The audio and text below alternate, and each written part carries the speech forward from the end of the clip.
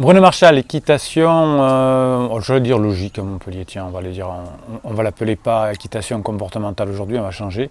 Pascal par téléphone quand vous êtes loin face à face pour vos coachings. Et aujourd'hui, on va encore travailler sur l'apprentissage du cheval, vous expliquer comment fonctionne l'apprentissage de votre cheval, le conditionnement opérant, en tout cas ce qui se passe dans le cerveau, parce que j'en vois chez mes confrères qui sont pourtant spécialisés dire parfois des bêtises, et puis pour donner aussi des informations à tous nos amis moniteurs, monitrices, etc. qui font un travail exceptionnel, qui sont formés à l'animation aujourd'hui et qui n'ont pas un boulot facile parce qu'ils ne montent pas très souvent à cheval, malheureusement pour eux, parce qu'on leur donne trop de choses à faire. Et donc je suis le premier à défendre ce métier de moniteur, de monitrice, d'instructeur qui est fondamental pour l'équitation. Quand on veut apprendre quelque chose en cheval, puisque vous savez que tout est du conditionnement opérant chez le cheval, sauf le travail en liberté de leadership, qui là est juste un changement de comportement, ensuite tout est appris, c'est-à-dire que l'on apprend quelque chose au cheval et qui va, grâce au fonctionnement de son cerveau, pouvoir retenir ce qu'on lui apprend. Notre cheval apprend par erreur, essai, erreur, récompense. Il fait des essais, il fait des erreurs, il réussit, et dans le cerveau il se passe quelque chose, puisque dans certaines parties de votre cheval, je vais expliquer pourquoi, le système de récompense va fonctionner. Donc pour votre cheval, vous allez lui demander quelque chose, donc il va bien le faire, il va être récompensé, ça va entraîner quelque chose sur son cerveau, ou il ne va pas bien le faire, il n'aura pas de système de récompense, et donc dans son cerveau, il va apprendre à faire autrement. Alors pour avoir sa récompense uniquement, c'est ce qu'on croit jusqu'à maintenant, mais c'est peut-être plus compliqué que ça dans le fonctionnement de votre cheval. Ce qui est nouveau, en tout cas ce qu'on apprend aujourd'hui en neurosciences de façon plus générale, c'est que le cheval code aussi des attentes. Donc il n'y a pas que le système de récompense, mais le système des attentes. Je fais quelque chose et j'ai une attente. Donc si cette attente correspond à si le résultat correspond à cette attente, je vais mémoriser le fonctionnement. Donc par exemple, je vais m'arrêter et je vais avoir comme attente pour le cheval un mot, une récompense, du grain, une gratouille, etc. Et donc si l'attente correspond à ce que j'avais prévu, eh bien pour le cheval, il va mémoriser ce que vous lui demandez. Donc on ne donne pas tout le temps une récompense alimentaire au cheval comme je l'entends aussi, c'est de temps en temps et espacé, mais en tout cas on lui indique que ce qu'il a fait est bien fait, et donc l'attente de la récompense, le mot, etc., va lui permettre de continuer à mémoriser, et plus vous allez mémoriser, plus vous allez faire des chemins neuronaux importants avec votre cheval. Alors comment votre cheval va-t-il prédire la récompense? Alors va-t-il prédire en tout cas que ce qu'il a fait est bien? Eh bien il va le faire par les neurones dopaminergiques, ça je vous en ai déjà parlé à certaines vidéos, qui sont dans le mésencéphale et qui vont coder l'erreur de prédiction ou la récompense possible.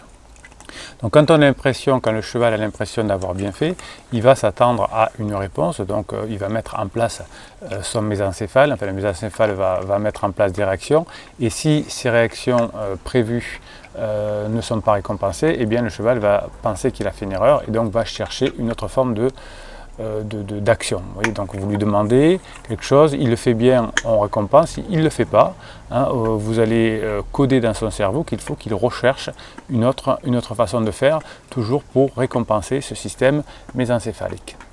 Alors où est-ce que le cheval va coder ce qu'il doit faire? Eh bien il va le coder dans une partie de son cerveau qu'on appelle le cortex orbitofrontal.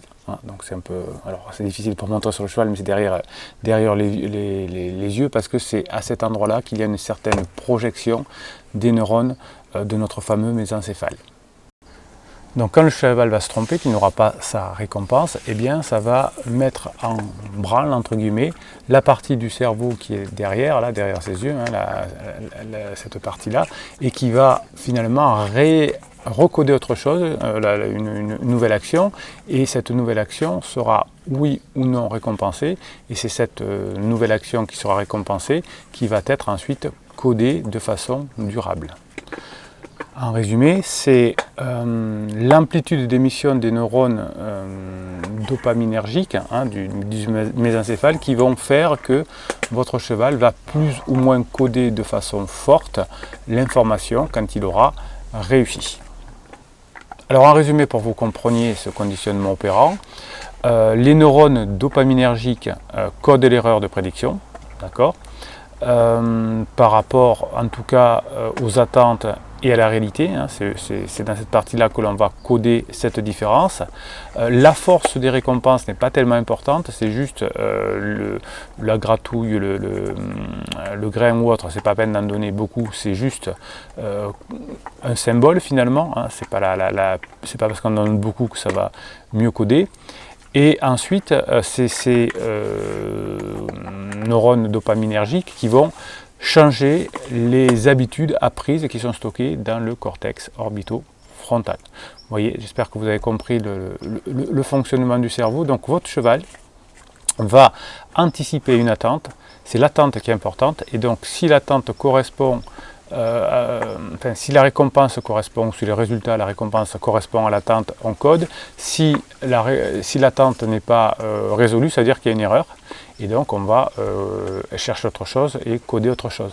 C'est pour ça qu'il faut laisser un petit peu de temps à votre cheval entre deux demandes. C'est-à-dire que s'il n'a pas réussi, il va falloir qu'il cherche autre chose et qu'il attende autre chose.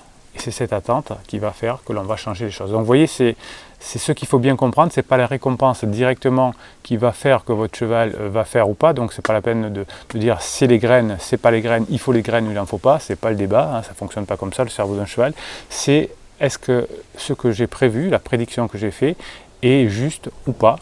Et si la prédiction que j'ai fait est juste, je vais mémoriser le geste, l'arrêt du cheval, le reculer, le pas espagnol, tout ce que vous voulez.